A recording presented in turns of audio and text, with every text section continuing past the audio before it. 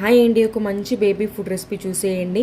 ముందుగా కుక్కర్లో 1 స్పూన్ పెసరపప్పు, అలాగే 1 స్పూన్ బియ్యం తీసుకున్నాను. మీ పిల్లల తినే క్వాంటిటీ బట్టి మీరు తీసుకోండి. దీన్ని కొంచెం ఒక 1-2 మినిట్స్ స్లైట్గా అలా రోస్ట్ చేసుకోవాలి. తర్వాత 2-3 సార్లు మంచిగా వాష్ చేసుకున్న తర్వాత ఒక 1 అవర్ అయినా నానబెట్టండి. ఇలా నానబెట్టడం ద్వారా పిల్లలకి గ్యాస్ అవ్వకుండా ఉంటుంది పప్పు ద్వారా. ఆ తర్వాత ఆ వాటర్ పంపేసిన తర్వాత కొంచెం జీలకర్ర, కొంచెం గార్లిక్ అంటే వెల్లుల్లిపాయలు సగం తీసుకున్నాను, అలాగే కొంచెం పసుపు, చిటికెడు పసుపు, కొన్ని క్యారెట్ ముక్కలు, అలాగే కొంచెం ఒక 2 ఉల్లిపాయ ముక్కలు, అలాగే 2 టొమాటో ముక్కలు జస్ట్ ఫ్లేవర్ కోసం అన్నీ కలిపేసి వాటర్ వేసేసి మూత పెట్టి ఒక 4-5 విజిల్స్ వేసుకున్నాను.